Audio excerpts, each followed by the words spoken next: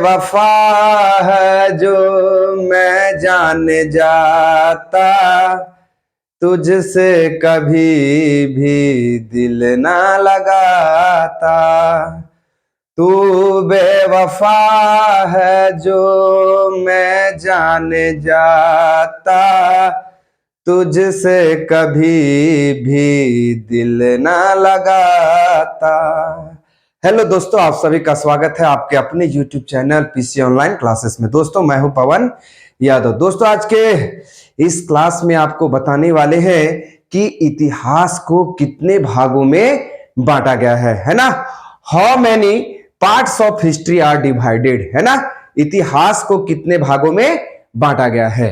तो चलिए क्लास हम लोग शुरू करते हैं। इतिहास को कितने भागों में बांटा गया है। How many parts of history are divided, English से बोलते हैं प्यार से, है ना। तो इतिहास को कितने भागों में बांटा गया है, तो 3 भागों में बांटा गया है। इतिहास को कितने भागों में बांटा गया, 3 भागों में बांटा गया है। इतिहास को कितने भागों में बांटा गया, 3 भागों में इतिहास को बांटा गया है। याद रखिएगा, ठीक है ना। पहला कौन है, प्राग ऐतिहासिक काल, दूसरा आग ऐतिहासिक काल, तीसरा ऐतिहासिक काल, है ना। प्राग ऐतिहासिक काल प्री हिस्टोरिक पीरियड, आग ऐतिहासिक काल प्रोटो हिस्टोरिक पीरियड, और ऐतिहासिक काल क्या हो जाएगा, हिस्टोरिक पीरियड हो जाएगा इसका इंग्लिश, है ना।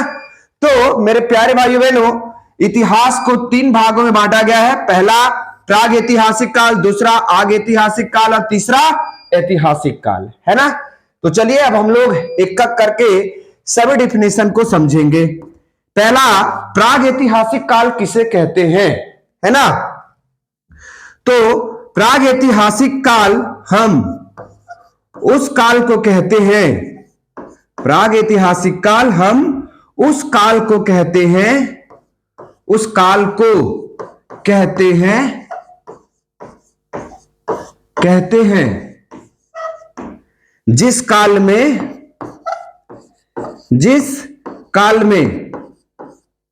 मनुष्य के पास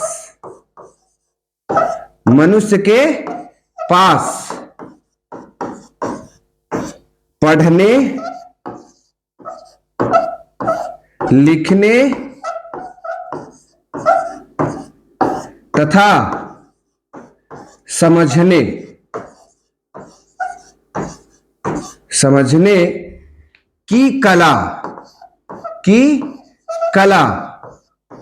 तथा समझने की कला मौजूद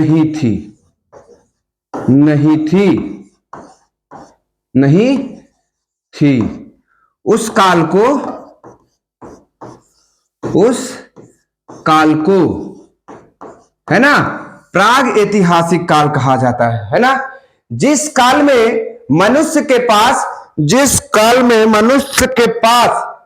पढ़ने लिखने तथा समझने की कला मौजूद नहीं थी, जिस काल में मनुष्य के पास पढ़ने लिखने तथा समझने की कला मौजूद नहीं थी, उस काल को प्राग ऐतिहासिक काल कहा जाता है। मेरे प्यारे भाई बहनों, डिफिनेशन बहुत सुंदर है कि जिस काल में प्राग ऐतिहासिक काल, हम उस काल को कहते हैं जिस काल में मनुष्य के पास पढ़ने लिखने तथा समझने की कला मौजूद नहीं थी, उस काल को क्या कहा जाता है, प्राग ऐतिहासिक काल कहा जाता है। जिस काल में मनुष्य के पास पढ़ने लिखने तथा समझने की कला मौजूद नहीं थी, उस काल को क्या बोलते हैं, प्राग ऐतिहासिक काल प्री हिस्टोरिक पीरियड कहा जाता है।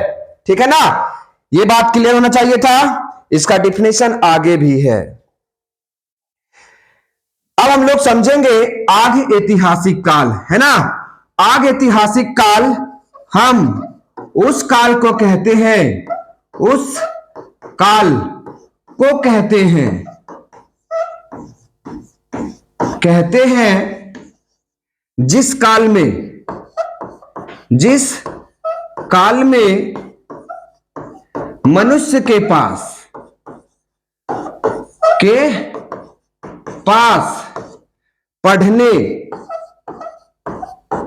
पढ़ने तथा लिखने की कला,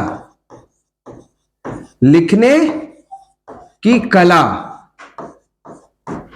मौजूद थी, मौजूद थी, पर मनुष्य पढ़ लिख नहीं पाया, नहीं पाया, है ना। उस काल को क्या कहा जाता है? आग ऐतिहासिक काल कहा जाता है। जिस काल में मनुष्य के पास, जिस काल में मनुष्य के पास पढ़ने की कला और लिखने की कला क्या थी? मौजूद थी, पर मनुष्य जो है वो पढ़ और लिख नहीं पाया। उस काल को प्राग ऐतिहासिक काल कहा जाता है ना। मेरे प्यारे भाई बहनों, जिस काल में मनुष्य के पास पढ़ने लिखने तथा समझने की कला सभी मौजूद है, लेकिन मनुष्य जो है वो पढ़ और लिख नहीं पाया, उस काल को आग ऐतिहासिक काल कहा जाता है, प्रोटो हिस्टोरिक पीरियड कहा जाता है। इतना बात याद रखेंगे। इस काल के अंतर्गत सिंधु घाटी सभ्यता मानी जाएगी, है ना। तीसरा ऐतिहासिक काल, जिस काल में मनुष्य के पास, है ना, यहीं पर समझ लेते हैं, जिस काल में, है ना, जिस काल में मनुष्य के पास, जिस काल में मनुष्य के पास पढ़ने लिखने तथा समझने की कला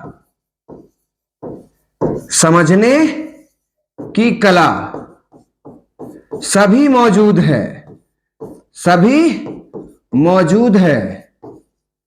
मौजूद है, उस काल को है ना ऐतिहासिक काल कहा जाता है ना। मेरे प्यारे भाई बहनों, जिस काल में मनुष्य के पास पढ़ने की कला, पढ़ने तथा लिखने की कला तथा समझने की कला सभी क्या है? मौजूद है, उस काल को ऐतिहासिक काल कहा जाता है, हिस्टोरिक पीरियड कहा जाता है ना। तो जिस काल में मनुष्य के पास पढ़ने लिखने तथा समझने की कला सभी मौजूद है, उस काल को ऐतिहासिक काल कहा जाता है ना। तो मेरे प्यारे भाई बहनों, इन तीनों का डिफिनेशन अभी यहां हम लोग देखें, इन तीनों का डिफिनेशन आगे भी दिया हुआ है। तो जिस तरह से आपको समझ में आए उस तरह से समझने की आवश्यकता है ना। प्राग ऐतिहासिक काल हम उस काल को कहते हैं जिस काल में मनुष्य के पास पढ़ने की कला मौजूद नहीं थी, है ना, लिखने की कला मौजूद नहीं थी। उस काल को क्या कहते हैं? प्राग ऐतिहासिक काल कहते हैं। आग ऐतिहासिक काल, पढ़ने की कला मनुष्य के पास मौजूद था, लिखने की कला भी मनुष्य के पास मौजूद था, लेकिन मनुष्य पढ़ और लिख नहीं पाया। उस काल को क्या बोलते हैं? आग ऐतिहासिक काल कहते हैं, प्रोटो हिस्टोरिक पीरियड कहते हैं। ऐतिहासिक काल किसे कहते हैं भैया? तो पढ़ने की कला भी यहां मौजूद है, लिखने की कला भी यहां मौजूद है तथा समझने की कला भी यहां मौजूद है। उस काल को क्या कहते हैं? ऐतिहासिक काल कहते हैं। जिस काल में मनुष्य के पास सभी मौजूद है, पढ़ने की कला, लिखने की कला तथा समझने की कला मौजूद है, उस काल को ऐतिहासिक काल कहा जाता है ना। ऐतिहासिक काल कहा जाता है, हिस्टोरिक पीरियड कहा जाता है।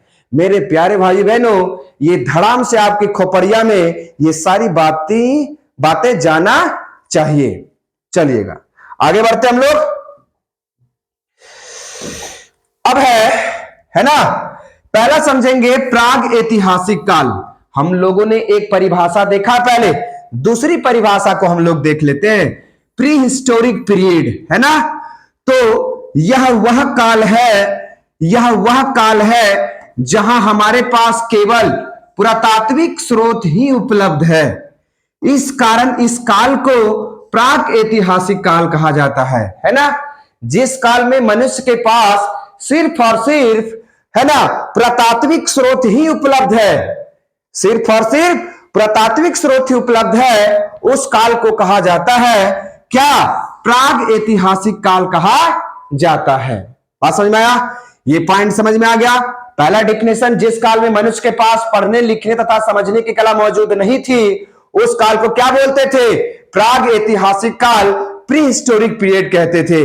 वहीं अगर दूसरे शब्दों में हम लोग देखेंगे तो प्राग ऐतिहासिक काल वह काल है जहां हमारे पास सिर्फ और सिर्फ पुरातात्विक स्रोत ही उपलब्ध है ना, पुरातात्विक स्रोत ही उपलब्ध है, जिस कारण इस काल को क्या कहा जाता है, प्राग ऐतिहासिक काल कहा जाता है ना। चलिए, तो यह भी समझ में आ गया होगा। अब आगे देखते हैं, प्राग ऐतिहासिक काल को कितने भागों में बांटा गया है ना। प्राग ऐतिहासिक काल को 3 भागों में बांटा गया है। कितने भागों में बांटा गया है, 3 भागों में बांटा गया है ना। प्राग ऐतिहासिक काल को कितने भागों में बांटा गया, 3 भागों में बांटा गया है। कितने भागों में, 3 भागों में बांटा गया है ना। तो प्राग ऐतिहासिक काल को 3 भागों में कौन बांटा भाई, तो इतिहासकार जॉन लुबार्क ने बांटा है ना। प्राग ऐतिहासिक काल को 3 भागों में बांटा है, कौन, इतिहासकार जॉन लुबार्क। इतिहासकार जॉन लुबार्क ने प्राग ऐतिहासिक काल को कितने भागों में बांटा, 3 भागों में बांटा है ना। तो इतिहासकार जॉन लुबार्क के अनुसार पाषाण काल को 3 भागों में बांटा गया। कितने भागों में बांटा गया, 3 भागों में बांटा गया है, जो मानव के उत्पत्ति के आधार पर किया गया है ना। किसके आधार पर किया गया है, मानव की उत्पत्ति के आधार पर प्राग ऐतिहासिक काल को इतिहासकार जॉन लुबार्क ने 3 भागों में बांटा। कितने भागों में, 3 भागों में बांटा है ना। तो चलिए आगे देखते हैं हम लोग। इतना बात तो समझ में आ गया होगा मेरे प्यारे भाई बहनों कि प्राग ऐतिहासिक काल को कितने भागों में बांटा गया है। तो याद रखना है कि इतिहासकार जॉन लुबार्क ने प्राग ऐतिहासिक काल को 3 भागों में बांटा है, याद रखिएगा। चलिएगा आगे देखते हैं हम लोग। अगला है पाषाण काल, है ना। तो प्राग ऐतिहासिक काल जो है वो किस काल से संबंधित मानी जाती है, पाषाण काल से संबंधित मानी जाती है, स्टोन पीरियड से संबंधित मानी जाती है ना। पाषाण काल, है ना। प्राग ऐतिहासिक काल किससे संबंधित है, पाषाण काल से संबंधित है। अब हम लोग समझेंगे सबसे पहले कि पाषाण का अर्थ क्या होता है ना। तो पाषाण का अर्थ होता है पत्थर। पाषाण का अर्थ क्या होता है, पत्थर। और काल का अर्थ क्या होता है, समय, है ना। पत्थर के समय, है ना। पाषाण का अर्थ क्या हो जाएगा, पत्थर, और काल का अर्थ क्या हो जाएगा, समय। पत्थर के समय को पाषाण काल कहा जाता है ना। तो प्राग ऐतिहासिक काल के अंतर्गत पाषाण काल आता है, पत्थरों का समय आता है, जिसे कितने भागों में बांटा गया, 3 भागों में बांटा गया। पाषाण काल को या प्राग ऐतिहासिक काल को कितने भागों में बांटा गया, 3 भागों में बांटा गया है। कोई पूछेगा कि पाषाण काल किसके अंतर्गत आता है, तो कहना है प्री हिस्टोरिक पीरियड के अंतर्गत आता है, प्राग ऐतिहासिक काल के अंतर्गत आता है। प्राग ऐतिहासिक काल को पाषाण काल के अंतर्गत 3 भागों में बांटा गया है ना। पहला कौन है भाई, पूरा पाषाण काल, दूसरा मध्य पाषाण काल, और तीसरा नव पाषाण काल, है ना। पाषाण काल को कितने भागों में बांटा गया, 3 भागों में। पहला कौन, पूरा पाषाण काल, दूसरा कौन, मध्य पाषाण काल, तीसरा कौन, नव पाषाण काल, है ना, नव पाषाण काल। तो सबसे पहले हम लोग बारीकी से एक एक करके समझते चले जाएंगे, है ना। अब इस पूरा पाषाण काल को समझते हैं। पूरा पाषाण काल, है ना, पूरा पाषाण काल, यहां पर हो जाएगा स्टुअर्ट, लॉरटेट। मेरे प्यारे भाइयों बहनों, पाषाण काल को 3 भागों में बांटा गया है। पहला कौन, पूरा पाषाण काल, दूसरा कौन, मध्य पाषाण काल, तीसरा कौन, नव पाषाण काल, है ना। अब हम लोग समझेंगे पूरा पाषाण काल के बारे में, सब कुछ बारीकी से बताया जाएगा, है ना। पूरा पाषाण काल, है ना। तो स्टुअर्ट लॉरटेट इतिहासकार, है ना। इतिहासकार स्टुअर्ट लॉर्टेट ने पूरा पाषाण काल को 3 उपखंडों में विभाजित किया है ना। एक इतिहासकार है जिनका नाम है स्टुअर्ट लॉर्टेट। स्टुअर्ट लॉर्टेट ने पूरा पाषाण काल को 3 भागों में बांटा है। कितने भागों में बांटा? 3 भागों में। पूरा पाषाण काल को इतिहासकार स्टुअर्ट लॉर्टेट ने कितने भागों में बांटा है? 3 भागों में बांटा है। पहला कौन? निम्न पूरा पाषाण काल। पहला कौन हो जाएगा भाई? निम्न पूरा पाषाण काल। दूसरा मध्य पूरा पाषाण काल। तीसरा उच्च पूरा पाषाण काल, है ना। तो इतिहासकार स्टुअर्ट लॉर्टेट ने पूरा पाषाण काल को कितने भागों में बांटा? 3 भागों में बांटा। पहला कौन? निम्न पूरा पाषाण काल। दूसरा मध्य पूरा पाषाण काल। तीसरा उच्च पूरा पाषाण काल में, है ना। तो भाई यहां तक क्लियर है ना बात? पाषाण काल को 3 भागों में बांटा गया, पूरा पाषाण काल, मध्य पाषाण काल और नव पाषाण काल। अब भागो, पूरा पाषाण काल को 3 भागों में बांटेगा कौन? इतिहासकार स्टुअर्ट लॉर्टेट। कितने भागों में बांटेगा? 3 भागों में बांटेगा। पहला कौन?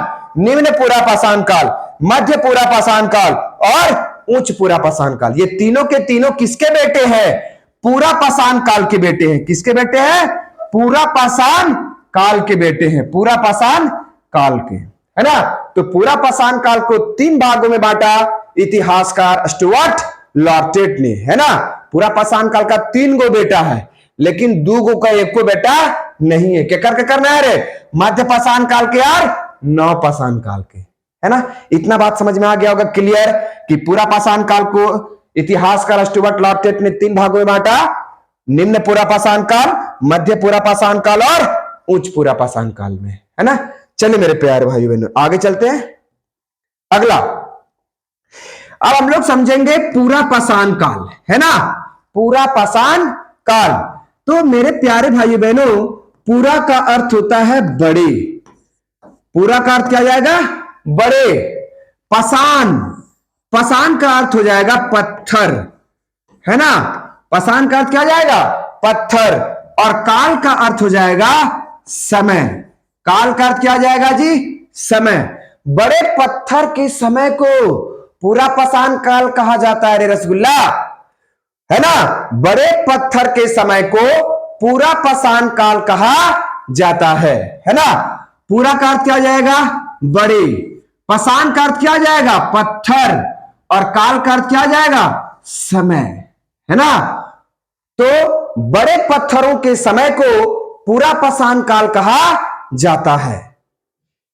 बड़े पत्थरों के समय को क्या कहा जाता है? पूरा पाषाण काल कहा जाता है। अब पॉइंट बाय पॉइंट समझेंगे।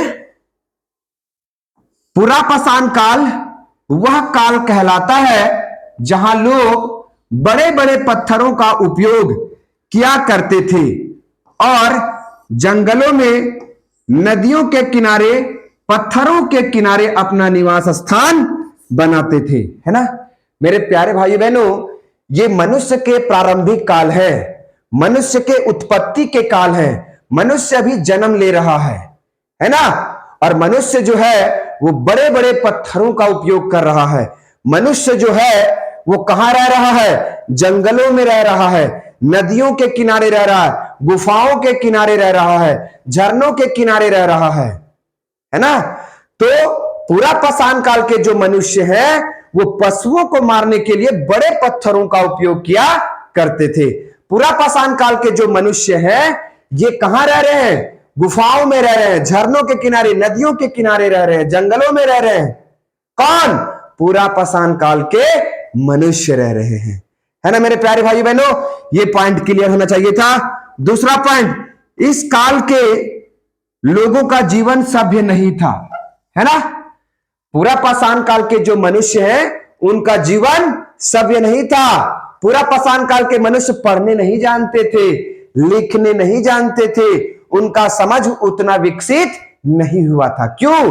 क्योंकि मनुष्य का तो अभी उद्भव हो रहा है, मनुष्य की उत्पत्ति हो रही है, मनुष्य के उत्पत्ति का समय चल रहा है, मनुष्य जन्म ले रहा है ना। इसलिए मानव जीवन जो था पूरा पाषाण काल में सभ्य नहीं था, मानव सभ्य नहीं थे। किस काल में? पूरा पाषाण काल में मानव जो थे वो सभ्य नहीं थे, है ना।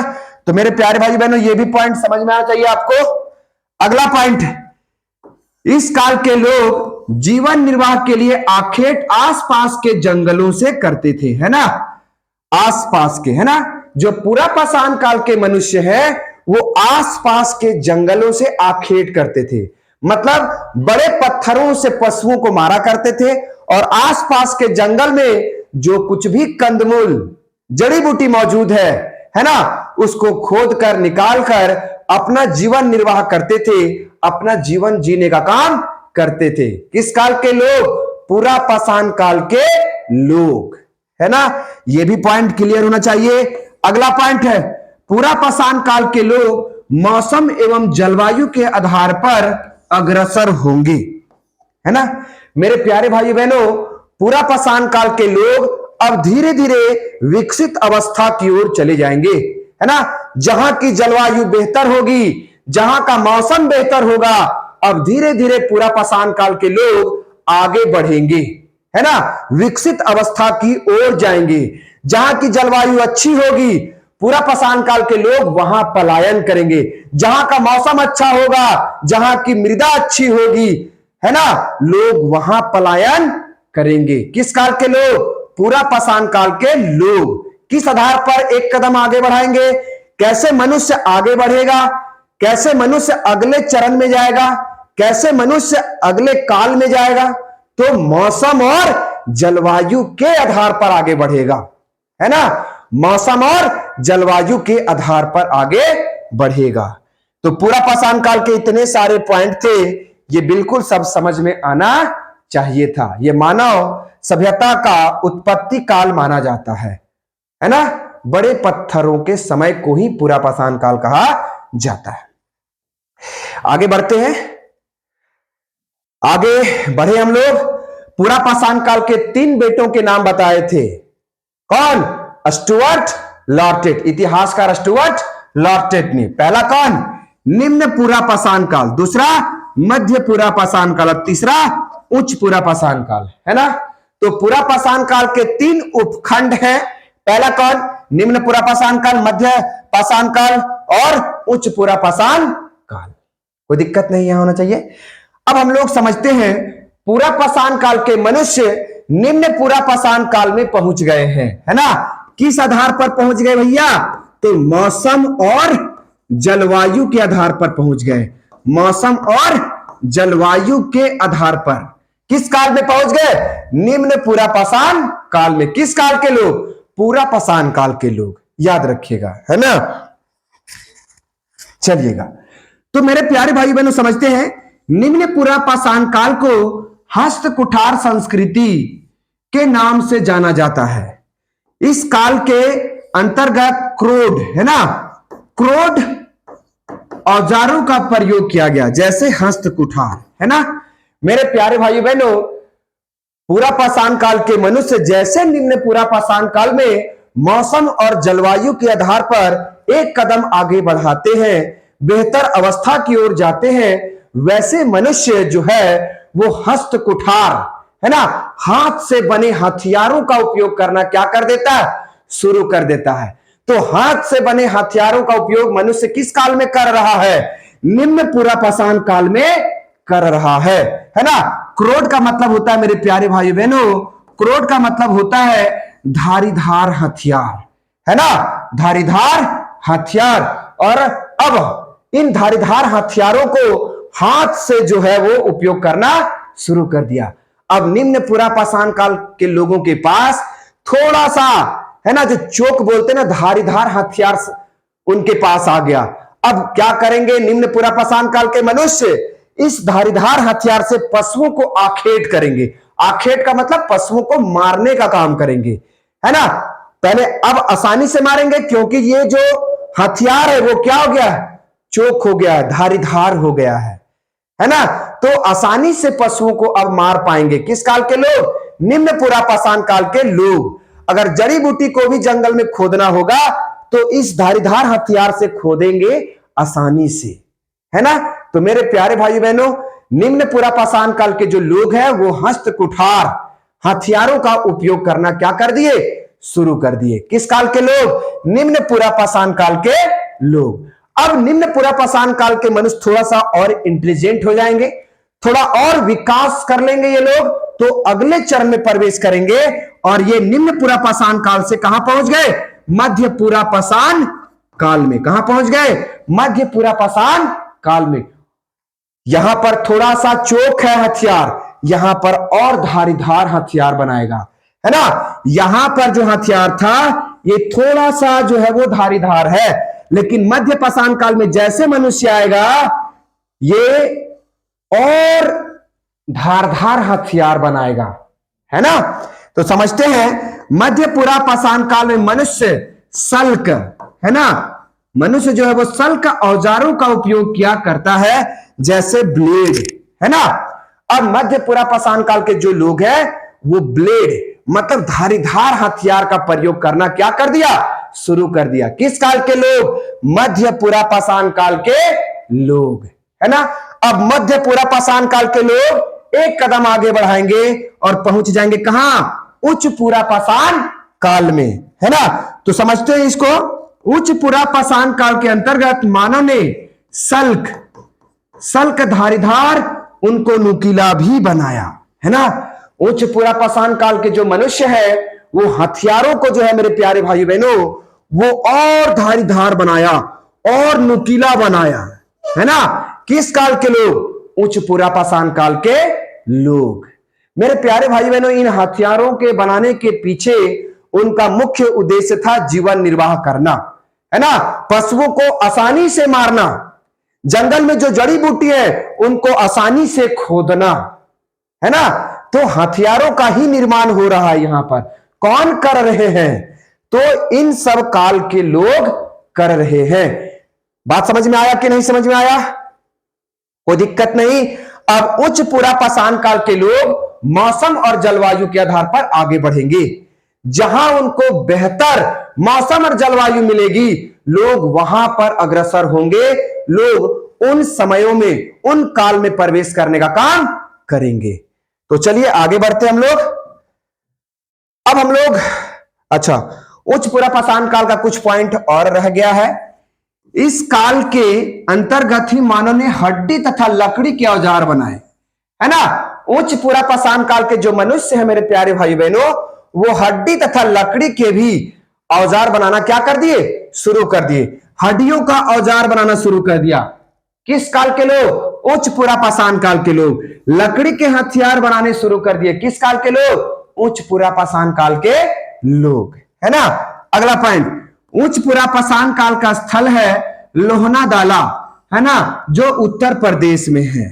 मेरे प्यारे भाइयों बहनों, उच्च पुरापाषाण काल का स्थल अभी भी पाया जाता है कहां, लोहनादाला उत्तर प्रदेश में। तो कोई पूछेगा कि लोहनादाला संबंधित है किस काल से, तो बोल देना उच्च पुरापाषाण काल से संबंधित है, क्योंकि यहां पर उच्च पुरापाषाण काल के साक्ष्य पाए गए हैं, पुरातात्विक साक्ष्य पाए गए हैं, इसलिए इस काल को उच्च पुरापाषाण काल के अंतर्गत में रखा गया है ना। किसको, लोहनादाला को, क्योंकि यहां से उच्च पुरापाषाण काल के साक्ष्य पाए गए हैं, पुरातात्विक स्रोत पाए गए हैं। कहां पर है, उत्तर प्रदेश में, है ना। अगला पॉइंट है भीमबेटका उच्च पुरापाषाण काल का स्थल है, जहां गुफा चित्र भीमबेटका में बनाए गए हैं, जहां निम्न चित्र थे गर्भवती महिलाएं, शिकार और जानवर के सबूत मिले हैं। मेरे प्यारे भाई बहनों, ये जो भीमबेटका है ये मध्य प्रदेश में है। कहां है, मध्य प्रदेश में है ना। ये जो भीमबेटका नामक स्थान है ये भी उच्च पुरापाषाण काल का स्थल माना जाता है, स्थान माना जाता है। भीमबेटका नामक स्थान से जो है वो गर्भवती महिलाओं का चित्र मिला है, शिकार करते हुए यहां पर लोगों का चित्र मिला है, जानवर के चित्र मिले हैं। ये सारे के सारे जो साक्ष्य है ये भीमबेटका नामक स्थान से प्राप्त होता है, जो किस काल से संबंधित है भैया, उच्च पुरापाषाण काल से संबंधित है ना। इतना बात एकदम क्लियर होना चाहिए, है ना। चलिए आगे बढ़ते हैं। अब हम लोग उच्च पुरा पाषाण काल से मौसम और जलवायु, मौसम और जलवायु के आधार पर, मौसम और जलवायु के आधार पर कहां पहुंच गए? मध्य पाषाण काल में पहुंच गए। मध्य का मतलब होता है छोटा, है ना, छोटा। पाषाण का अर्थ होता है रसगुल्ला, पत्थर, और काल का अर्थ होता है समय। छोटा पत्थर के समय या छोटे पत्थर के समय, छोटे पत्थर के समय को क्या कहा जाता है? मध्य पाषाण काल कहा जाता है। अब मनुष्य जो है वो मध्य पाषाण काल में पहुंच गया। कैसे? मौसम और जलवायु के आधार पर, क्योंकि लोग जो है वो अब धीरे धीरे छोटे छोटे हथियारों का उपयोग करना क्या कर दिए? शुरू कर दिए। किस काल के लोग? मध्य पाषाण काल के लोग। मनुष्य विकसित अवस्था में है, मनुष्य विकास कर रहा है, और विकास करते करते कहां पहुंच गया? मध्य पाषाण काल में पहुंच गया। छोटे पत्थरों के समय में पहुंच गया, छोटे पत्थरों के काल में पहुंच गया। कौन पहुंच गया रे रसगुल्ला? तो मनुष्य पहुंच गया।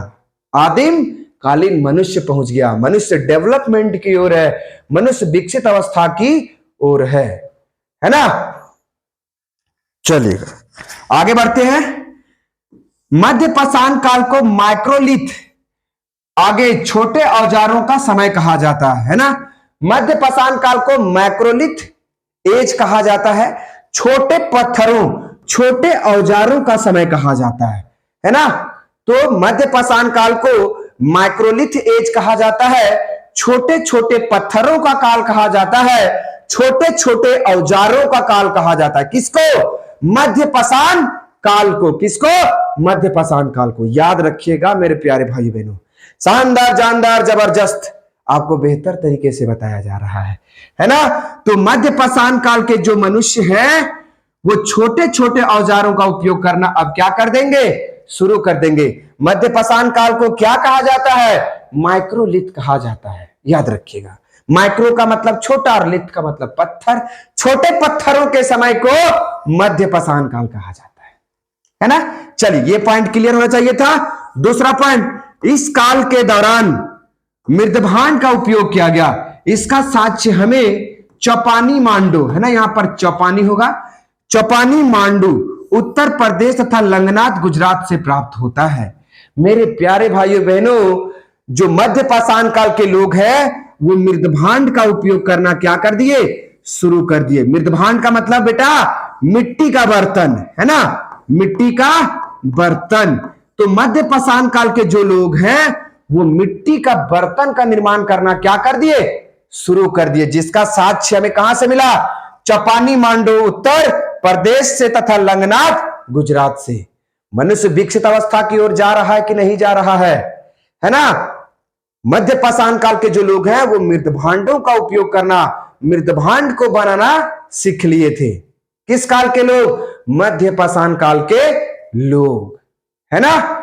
जिसका साक्ष्य हमें कहां से प्राप्त होता है? चौपानी मांडू उत्तर प्रदेश से और लंगनाथ गुजरात से, है ना। मेरे प्यारे भाई बहनों, अभी तो फ्रिज आ गया है, लेकिन पहले के जमाने में जो लोग थे वो घड़ा ही हम लोग का फ्रिज था। नीचे बालू रख देते थे, उसको बालू को भिंगा देते थे, है ना, और घड़ा में पानी डाल देते थे। 1-1.5 घंटा में उस घड़े का पानी अत्यधिक ठंडा हो जाता था। हम लोग के लिए वही फ्रिज था। लेकिन आजकल के शादी ब्याह में, है ना, CFC क्लोरोफ्लोरो कार्बन से भरपूर जो विषैली गैस है ना, उसका उपयोग मनुष्य ज्यादा कर रहे हैं। और ये कहां से निकल रहा है? तो रेफ्रिजरेटर से निकल रहा है, फ्रिज से निकल रहा है ना, जिसके कारण जो ओजोन परत है उसका ह्रास हो रहा है। मेरे प्यारे भाई बहनों, ये अलग बातें थी, है ना। तो याद रखना है कि मृदभांडों का उपयोग मध्य पाषाण काल के लोगों ने करना क्या कर दिया? शुरू कर दिया। मिट्टी का बर्तन का निर्माण करना शुरू कर दिया, जिसका साक्ष्य हमें चौपानी मांडू उत्तर प्रदेश से तथा लंगनाथ गुजरात से प्राप्त होता है। अगला पॉइंट, इस काल के दौरान तीर कमान का विकास हुआ। लोगों ने तीर का निर्माण कर लिया। किस काल के लोग? मध्य पाषाण काल के लोग, है ना। अगला, इस काल के दौरान मछली पकड़ने के कांटे का विकास हुआ जो जानवरों के सींग से प्राप्त हुआ, है ना। मेरे प्यारे भाई बहनों, मध्य पाषाण काल के लोग अब मछली पकड़ना सीख लिए। कैसे? तो जो कांटा बनाता था ना, वो जानवरों के सींग से जो है वो कांटे बनाए जाते थे और मनुष्य जो है वो मछली पकड़ते थे। तो मध्य पाषाण काल के लोग अब मछली पकड़ना सीख लिए, है ना। और जो कांटा बनाया जाता था वो जानवरों के सींग से बनाया जाता था। मनुष्य डेवलपमेंट की ओर जा रहा है, विकास की ओर जा रहा है।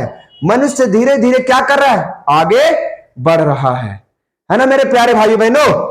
चलिएगा अगला पॉइंट समझते हैं। इस काल के दौरान आभूषण का प्रयोग किया गया, इसके सबूत हमें महांडा उत्तर प्रदेश से प्राप्त होता है ना। अब मध्य पाषाण काल के लोग आभूषण पहनना क्या कर दिए? शुरू कर दिए। किस काल के लोग? मध्य पाषाण काल के लोग। यहां से हमें कंठहर के साक्ष्य मिले हैं, साक्ष्य मिले हैं, साक्ष्य मिले जो हिरण के सींग से बनाया जाता था। मेरे प्यारे भाइयों बहनों, कंठहर का मतलब जो देखते नहीं है, गला में माला पहनना, है ना। तो मध्य पाषाण काल के लोग जो है वो माला पहनना शुरू कर दिए, कंठहर पहनना शुरू कर दिए थे, जो किसका बना होता था? हिरण के सींग से बना होता था, है ना मेरे प्यारे भाई बहनों। मनुष्य धीरे धीरे अब अपने शरीर को सजाना शुरू कर दिया है। अब धीरे धीरे वो माला पहन लिया, तीर कमान का विकास कर लिया, मिट्टी का बर्तन का निर्माण कर लिया, मछली पकड़ने के लिए कांटे का विकास कर लिया, है ना। पशुओं को मारने के लिए छोटे छोटे पत्थरों का विकास कर लिया, है ना। अब आसानी से वो पशुओं को मार सकता है, आसानी से हथियार को उठा सकता है। किस काल के लोग? मध्य पाषाण काल के लोग, है ना। अब मध्य पाषाण काल के लोग मौसम और जलवायु के आधार पर एक कदम आगे बढ़ाएंगे और विकसित अवस्था में पहुंचेंगे। चलिएगा आगे समझते हैं मेरे प्यारे भाइयों बहनों। मध्य पाषाण कालीन स्थल मतलब मध्य पाषाण काल से जुड़े हुए स्थान, है ना। कौन कौन है? मिर्जापुर, है ना, यहां मिर्जापुर होगा, मिर्जापुर सुहागी घाट यूपी। ये जो स्थान है मिर्जापुर सुहागी घाट उत्तर प्रदेश, ये मध्य पाषाण कालीन जगह है, स्थान है। सुंदरगढ़ संबलपुर उड़ीसा, ये भी आपका जो है वो मध्य पाषाण कालीन स्थल है। भीमबेटका, है ना, एमपी मध्य प्रदेश में है, ये भी आपका जो है ये मध्य पाषाण कालीन स्थल है ना मेरे प्यारे भाई बहनों। चलेगा आगे बढ़ते हैं। नव पाषाण काल, न्यूलिथिक एज बोलते हैं, है ना। अब मध्य पाषाण काल के लोग जो है वो मौसम, है ना, मौसम और जलवायु, मौसम और जलवायु। अब जो है नव पाषाण काल के लोग मौसम और जलवायु के आधार पर एक कदम आगे बढ़ गए। कहां पहुंच गए? नव पाषाण काल में पहुंच गए। नए नए पत्थरों के काल में पहुंच गए, नए नए औजारों के काल में पहुंच गए। कौन? मध्य पाषाण काल के लोग। कैसे पहुंच गए भैया? तो बोलना है मौसम और जलवायु के आधार पर पहुंच गए। कहां? न्यूलिथिक एज में पहुंच गए, नव पाषाण काल में पहुंच गए। इतना बात क्लियर है। अब हम लोग पॉइंट बाय पॉइंट देखते हैं। पहला पॉइंट है, गॉर्डन चाइल्ड के अनुसार नव पाषाण काल को नव पाषाण क्रांति की संज्ञा दी गई है ना। मेरे प्यारे भाई बहनों, एक इतिहासकार हैं जिनका नाम है गॉर्डन चाइल्ड। गॉर्डन चाइल्ड कहते हैं कि नव पाषाण काल जो है इसे नव पाषाण क्रांति कहा जाएगा, क्योंकि मनुष्यों ने नव पाषाण काल में नए नए संसाधनों का आविष्कार कर लिया, जैसे कृषि का आविष्कार कर लिया, पहिए का आविष्कार कर लिया, आग का आविष्कार कर लिया, है ना। मनुष्य पशुओं को पालना शुरू कर दिया।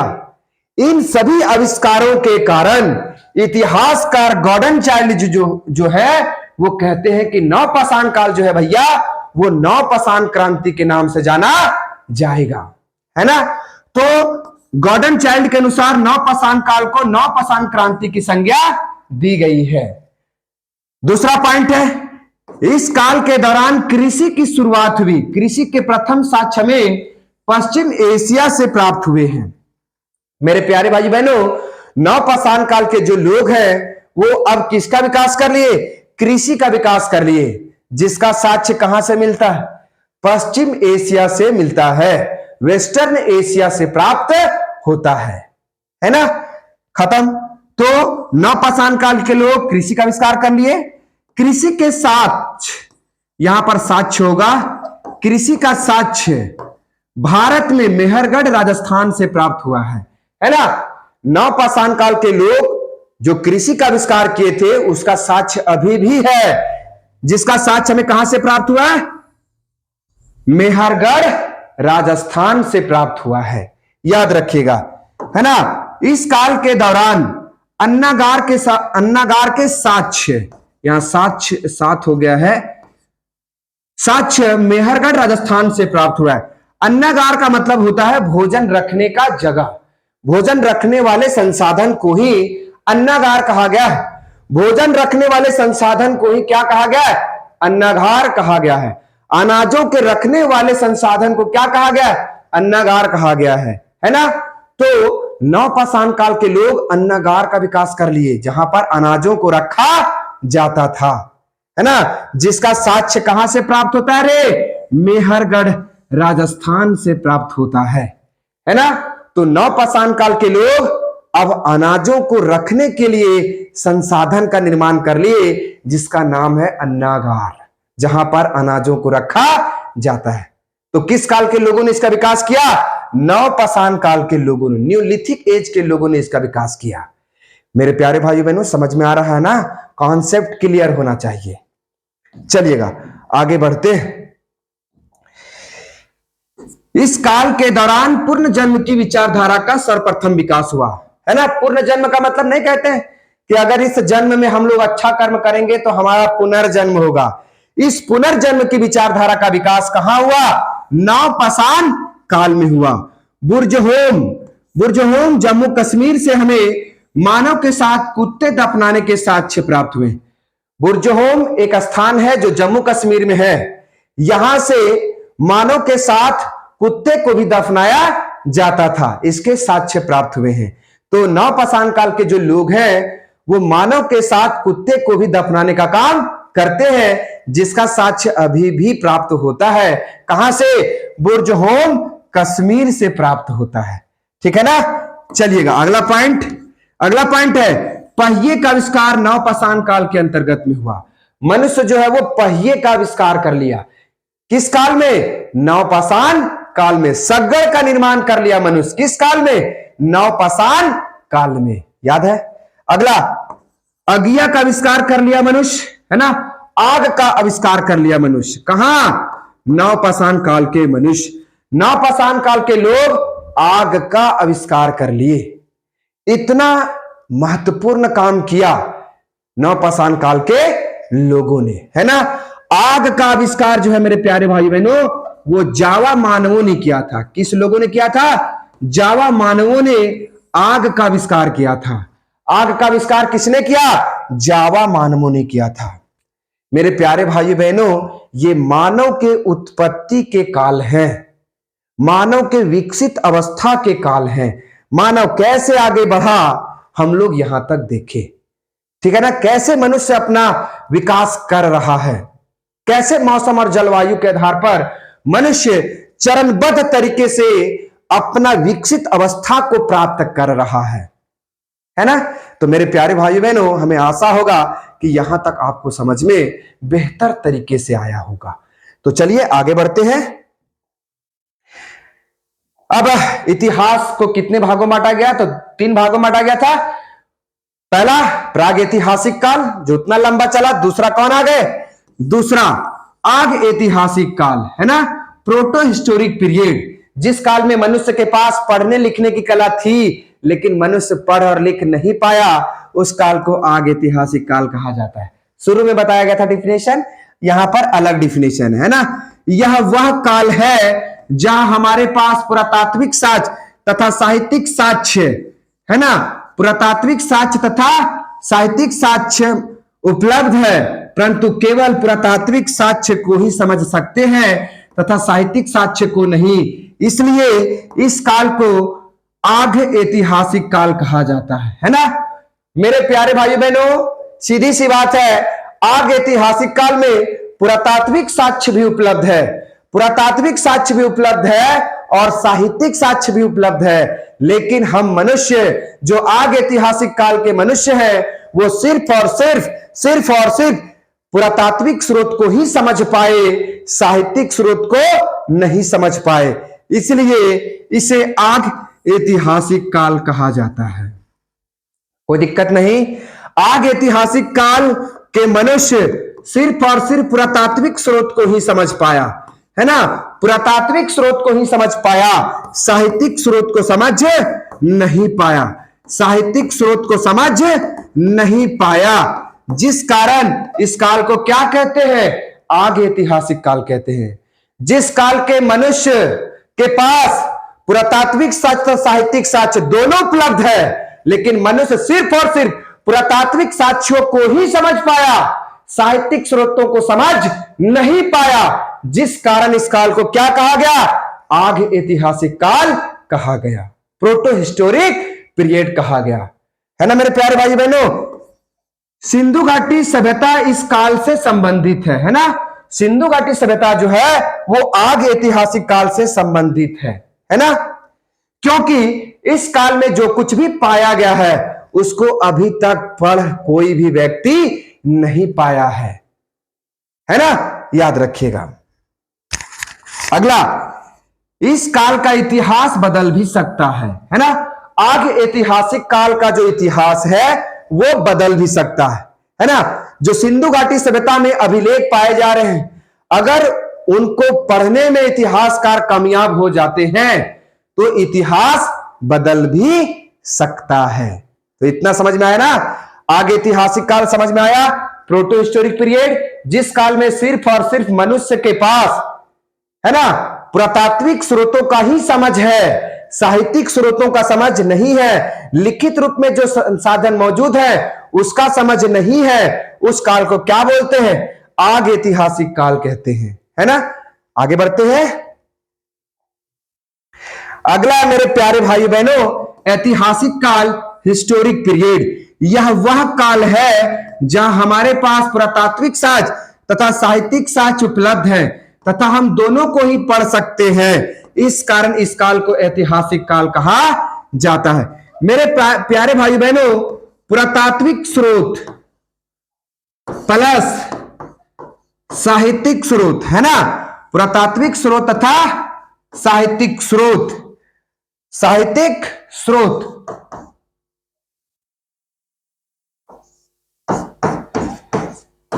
है ना, दोनों उपलब्ध है ना, दोनों उपलब्ध है और दोनों को ही समझा जा सकता है, पुरातात्विक स्रोतों को भी समझा जा सकता है और साहित्यिक स्रोतों को भी, है ना। उस काल को क्या बोलते हैं, ऐतिहासिक काल। जिस काल में मनुष्य के पास पुरातात्विक साक्ष्य भी उपलब्ध है तथा साहित्यिक साक्ष्य उपलब्ध है तथा हम दोनों को ही पढ़ सकते हैं, इस कारण इस काल को क्या कहते हैं, ऐतिहासिक काल कहा जाता है ना। तो जिस काल में पुरातात्विक साक्ष्य का भी समझ हो और जिस काल में साहित्यिक स्रोत का भी समझ हो, दोनों का समझ हो, उस काल को बोलते हैं पुरातात्विक स्रोत, है ना। हाँ, क्या बोलते हैं, ऐतिहासिक काल कहते हैं। देखिए ना, बड़ा माइंड डाइवर्ट हो जाता है जी, हम लोग भी हार्ड मांस के प्राणी हैं, कोई बात नहीं है। ऐतिहासिक काल कहते हैं, है ना। तो ऐतिहासिक काल हम उस काल को कहते हैं जिस काल में मनुष्य के पास पुरातात्विक स्रोतों का भी समझ है, साहित्यिक स्रोतों का भी समझ है, उस काल को पुरातात्विक स्रोत। फिर देखिए, ऐतिहासिक काल कहा जाता है ना, क्या कहा जाता है, ऐतिहासिक काल, हिस्टोरिक पीरियड कहा जाता है। मेरे प्यारे भाई बहनों, कुछ शब्द जो है ना वो मुंह में बैठ जाते हैं, जिसके कारण वो निकल जाता है ना, याद रखेंगे, है ना। इस तरह से भी समझ सकते हैं, ऐतिहासिक काल हम उस काल को कहते हैं जिस काल में मनुष्य के पास पढ़ने की कला, समझने की कला तथा लिखने की कला सभी के सभी मौजूद है, सभी का सभी मौजूद है, उस काल को क्या कहा जाता है, ऐतिहासिक काल कहा जाता है। तो मेरे प्यारे भाई बहनों, थोड़ा सा यहां पर पुरातात्विक स्रोतों की चर्चा हो गई, थोड़ा समझिएगा कि ऐतिहासिक काल हम उस काल को कहते हैं जिस काल में मनुष्य के पास पढ़ने की कला, लिखने की कला तथा समझने की कला सभी के सभी क्या है, मौजूद है। उस काल को क्या कहते हैं, ऐतिहासिक काल। दूसरे शब्दों में है, यह वह काल है जहां हमारे पास पुरातात्विक साक्ष्य भी मौजूद है और साहित्यिक साक्ष्य भी मौजूद है, तथा हम दोनों को समझ सकते हैं। उस काल को क्या कहते हैं, ऐतिहासिक काल कहा जाता है, हिस्टोरिक पीरियड कहा जाता है। तो मेरे प्यारे भाइयों बहनों, आज हम लोगों ने इस क्लास में जाना कि इतिहास को कितने भागों में बांटा गया है। How many parts of history are divided. मेरे प्यारे भाई बहनों, पुनः मिलते हैं हम लोग एक नए टॉपिक के साथ, शानदार, जानदार, जबरदस्त तरीके से। तब तक के लिए मेरे प्यारे भाई बहनों, आप सभी को जय हिंद, जय भारत।